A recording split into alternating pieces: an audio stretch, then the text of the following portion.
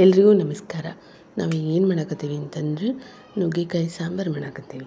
ಇದನ್ನು ಮಾಡೋಕ್ಕೆ ಮೊದಲು ನಾವು ಹಂಚಿನನ್ನು ನೆನೆಯಿಡ್ಬೇಕಾಗ್ತೈತಿ. ಬಿಸಿನೀರು ಅಥವಾ ನೀರಿನಾಗ ನೆನೆಯಿಡ್ಬೇಕು. ಬಿಸಿನೀರನ್ನ ಇಟ್ಟು ಅಂದ್ರೆ ಬೇಗ ನೆನೆತೈತೆ ಅನ್ನೋ ಕಾರಣಕ್ಕೆ ಬಿಸಿನೀರನ್ನ ಇಡಬೇಕು.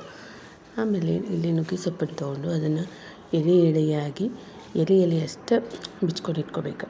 ನಾನು ಅದನ್ನು ಆಮೇಲೆ ಬಿಚ್ಕೊಂಡು ಕುಕ್ಕರ್ನಾಗ ಕುದಿಯಾಕಿಟ್ಟಿನಿ. ಅದು ಕುಕ್ಕರ್ನಾಗ ಫಸ್ಟಿಗೆ ಬೇಳೆ ಇಡಬೇಕು. ತೊಗರಿಬೇಳೆ ಹಾಕ್ಬೇಕು. ತೊಗರಿಬೇಳೆ ಹಾಕಿ ಟೊಮೆಟೊ ಹಾಕ್ಬೇಕು. ನಾನು ಒಂದು ಟೊಮೆಟೊ ಹಾಕೀನಿ. ಆಮೇಲೆ ಇವನ್ನ ಎಲೆಯಾಗಿ ಬಿಚ್ಕೊಂಡು ಕುಕ್ಕರ್ನಾಗ ಹಾಕೀನಿ. ಅದಕ್ಕೆ ಸ್ವಲ್ಪ ನೀರು ಹಾಕ್ಬೇಕು.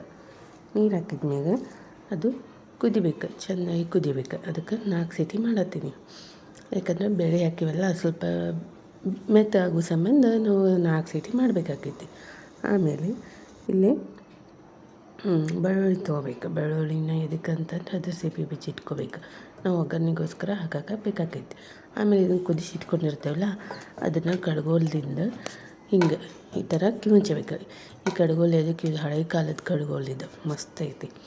ಆಮೇಲೆ ಇದ್ರಾಗ ಎಣ್ಣೆ ಕಾಯಕ್ಕಿಟ್ಟು ಸಾಸ್ವೆ, ಜೀರಿಗೆ, ಕರಿಬೇವು ಮತ್ತು ಬೆಳ್ಳುಳ್ಳಿ ಇವನ್ನಷ್ಟು ಹಾಕಿ ಕೈ ಆಡಿಸ್ಬೇಕು. ಒಗ್ಗರಣೆ ಕೊಡೋದು. ಆಮೇಲೆ ಇದಕ್ಕೆ ಕೆಂಪು ಖಾರ ಹಾಕ್ಬೇಕು.